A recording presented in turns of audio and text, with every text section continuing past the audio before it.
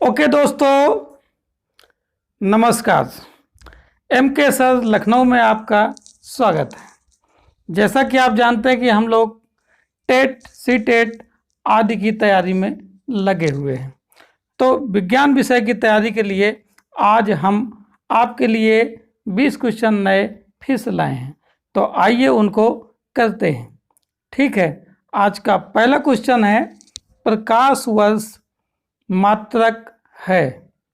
आपको बताना है कि प्रकाश वर्ष किसका मात्रक है।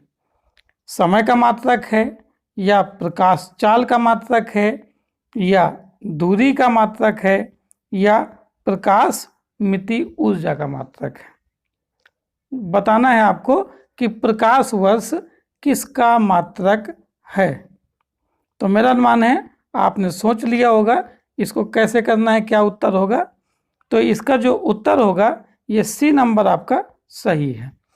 प्रकाश वर्ष दूरी का मात्रक है, समय का मात्रक नहीं। समय का मात्रक सेकंड, दिन, वर्ष इत्यादि होते हैं, लेकिन प्रकाश वर्ष एक प्रकार से ये दूरी का मात्रक है। ठीक है दोस्तों, ओके। चलिए दूसरा क्वेश्चन करते हैं। क्वेश्चन नंबर 2, 0.007208 में सार्थक अंक होंगे। मतलब क्या कह रहा है, ये आपको नंबर दे रखा है 0.007208 में सार्थक अंक होंगे, अर्थात कितने सार्थक अंक होंगे। तो इसमें दोस्तों 4 सार्थक अंक होंगे। कितने होंगे? 4। उत्तर आपका बी सही हो जाएगा। ओके, चलिए नेक्स्ट क्वेश्चन करते हैं दोस्तों। Question number 3। अब आपके सामने क्वेश्चन नंबर 3 है, पढ़ते हैं इसको और आपको समझ करके ये न्यूमेरिकल्स भी आते हैं। ठीक है, हाँ। एक मोटर कार का वेग 8 सेकंड में 60 मीटर प्रति सेकंड घटकर 20 मीटर प्रति सेकंड रह जाता है। मोटर कार का मंदन होगा। दोस्तों मंदन पूछ रहा है, तो हमको पहले ये पता होना चाहिए कि मंदन क्या होता है। तो मंदन का मतलब ये है, अगर कोई गतिमान वस्तु चल रही है और चलते चलते उसकी स्पीड यानी चाल कम होने लगे, इसका मतलब ये कहा जाएगा कि उसमें क्या हो रहा है, मंदन हो रहा है। और इसी का एक अपोजिट है शब्द त्वरण। त्वरण का मतलब ये होता है कि कोई भी मूविंग ऑब्जेक्ट मतलब चलती हुई वस्तु है, यदि उसके वेग में वृद्धि हो रही है तो ये कहा जाता है वो एक त्वरित गति से चल रही है, मतलब उसमें त्वरण उत्पन्न हो गया। ठीक है, अर्थात वेग में कमी मंदन होता है और वेग में वृद्धि त्वरण होता है। ठीक है, यहाँ दोस्तों 8 सेकेंड टाइम दिया है आपको, टी इक्वल टाइम है 8 सेकेंड। फिर 60 मीटर प्रति सेकंड से घटकर 20 मीटर प्रति सेकंड रह जाता है। पहले जो वेलोसिटी होती है वस्तु की वो 60 मीटर पर सेकंड है, और कुछ समय बाद यानी 8 सेकंड बाद उसकी वेलोसिटी 20 मीटर पर सेकंड रह जाती है। ठीक है, इसका मतलब क्या हुआ, पहले वो तेज चाल से चल रहा था, अब वो धीमे चाल से चलने लगा। इसका मतलब कहीं ना कहीं वेग में कमी हुई। अब वेग में कमी का मतलब होता है मंदन हो रहा है। ठीक है दोस्तों, तो यहाँ पर मंदन निकालने का जो फार्मूला है वो क्या है, ये गति का जो प्रथम नियम है न्यूटन का, है ना, तो वो है आपका B बराबर U प्लस AT। ठीक है, U प्लस AT। अब यहाँ B क्या है, अंतिम वेग है, तो अंतिम वेग B यानी 20 मीटर। ठीक, इक्वल U क्या है 60 और प्लस AT। AT का मतलब A निकालना है और T कितना है हमारा 8। अब इसको यदि हम सॉल्व करेंगे तो 60 बाएं साइड जाएगा तो 20 में 60 गए -40, और 8 बटे में आएगा तो 8 पंच 40, अर्थात 5 मीटर प्रति सेकंड स्क्वायर इसका मंदन हो जाएगा। तो आपका जो उत्तर होगा वो बी हो जाएगा। ठीक है दोस्तों, ओके। चलिए अगला क्वेश्चन करते हैं। क्वेश्चन नंबर 4, ऊर्जा का एसआई मात्रक होता है। ऊर्जा का एसआई मात्रक क्या होता है ये बताना है। तो पहला उत्तर है आपका दोस्तों जूल प्रति second, Newton second, joule second या जूल। तो जो ऊर्जा का एसआई मात्रक है दोस्तों वो क्या है, जूल होता है। डी नंबर आपका सही होगा। ठीक है, आइए अगला क्वेश्चन करते हैं दोस्तों। Question number 5। एक तरंग की तरंग दैर्ध्य 60 सेंटीमीटर तथा आवृत्ति 300 हर्ट्ज प्रति सेकंड है। तरंग की चाल बताना है।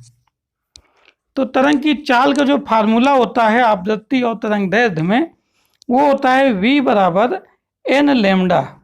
ओके दोस्तों, तो यहाँ पर चाल निकालना है मतलब b निकालना है, और n आवृत्ति है आपका 300 और तरंग दैर्ध्य है 60 सेंटीमीटर। तो ये उत्तर दिया है मीटर में, तो 60 सेंटीमीटर को हम मीटर में चेंज करेंगे तो 100 से भाग करेंगे, तो ये हो जाएगा 60/100 हो जाएगा। ठीक है, और 100 से 300 को भाग देंगे 3 आएगा, और 60 से गुणा करेंगे 3 18, यानी 180 मीटर प्रति सेकंड क्या हो जाएगा, इसका वेग हो जाएगा। तो बी नंबर आपका सही हो जाएगा। ठीक है, चलिए नेक्स्ट क्वेश्चन करते हैं दोस्तों। Question number 6। धातु के रेखीय प्रसार गुणांक, क्षेत्रीय प्रसार गुणांक तथा आयतन प्रसार गुणांक में अनुपात होता है।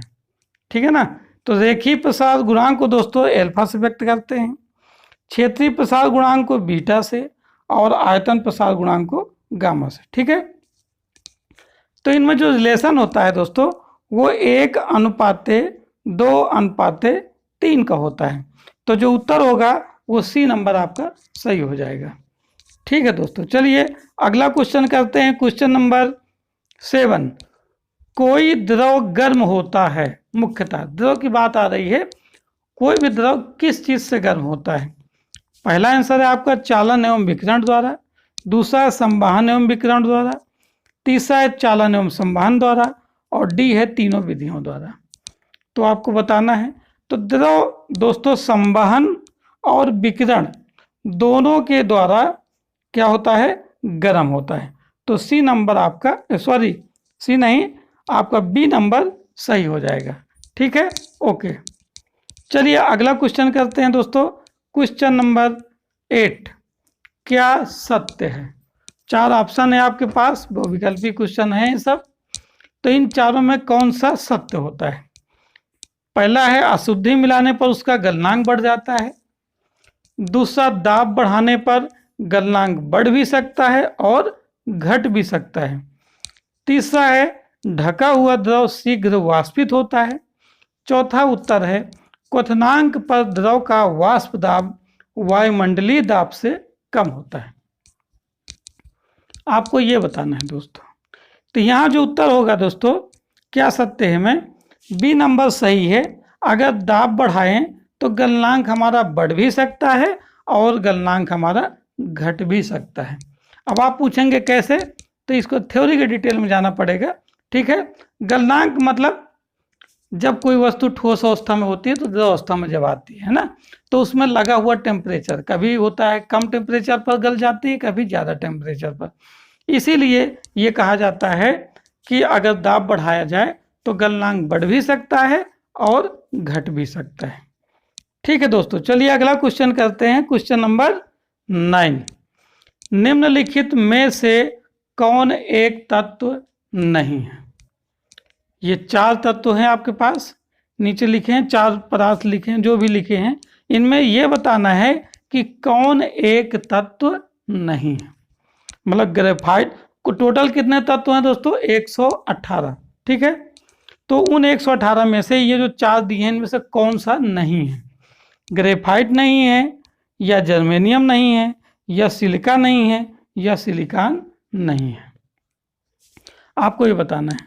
तो दोस्तों यहाँ पर जो सी नंबर है आपका वो सही है, आपका सिलिका आपका सही है, सिलिका तत्व नहीं है। अब आप कहेंगे सर ये ग्रेफाइट तो कोई तत्व है नहीं।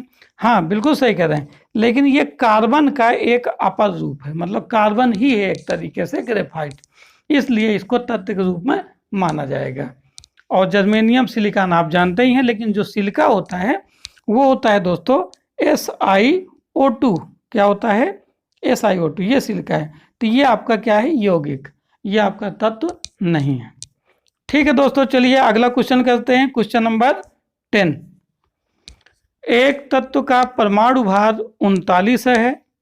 यदि तत्व के नाभिक में 20 न्यूट्रॉन हैं तो तत्व का परमाणु क्रमांक होगा। हमको क्या बताना है दोस्तों? परमाणु क्रमांक बताना है। परमाणु भार हमारा दिया है और न्यूट्रॉन दिए हैं, तो आपको बता चुके हैं कि परमाणु भार A बराबर होता है P + N, और P किसके बराबर होता है? परमाणु क्रमांक के बराबर। तो परमाणु भार 39, A का मतलब 39, और P हमको निकालना है, और N का मतलब है 20 लिखा हुआ है। तो 39 से 20 घटाएंगे तो 9, 3 में 2 गए 1, 19 प्रोटॉन होंगे, अर्थात उसका परमाणु क्रमांक कितना होगा? 19, अर्थात डी उत्तर आपका सही हो जाएगा। ठीक है दोस्तों, चलिए नेक्स्ट क्वेश्चन करते हैं। Question number 11। 6C14 से बीटा कण उत्सर्जन के पश्चात बने तत्व का इलेक्ट्रॉनिक विन्यास होता है। बताइए क्या है? तो यहाँ पर बीटा कण जब उत्सर्जित होता है दोस्तों, तो किसी भी तत्व के नाभिक में जो परमाणु क्रमांक अर्थात प्रोटॉन होता है उसमें 1 की वृद्धि हो जाती है और परमाणु भार में कोई परिवर्तन नहीं होता। यहाँ जो 6C14 है इसका परमाणु क्रमांक 6 है, अर्थात 1 की वृद्धि हो जाएगी तो 7 हो जाएगा। अब इसका 7 के इलेक्ट्रॉनिक विन्यास क्या होगा? पहली कक्षा में 2 इलेक्ट्रॉन, दूसरी कक्षा में 8 इलेक्ट्रॉन, लेकिन हमारे पास 7 ही हैं, तो 2 पहले में हो गए, दूसरे में कितने बचेंगे? 5। अर्थात जो इसका उत्तर होगा दोस्तों वो B नंबर आपका सही हो जाएगा। ओके, आइए अगला क्वेश्चन करते हैं। Question number 12। कैल्शियम फास्फेट का सूत्र है। कैल्शियम फास्फेट का सूत्र क्या होता है?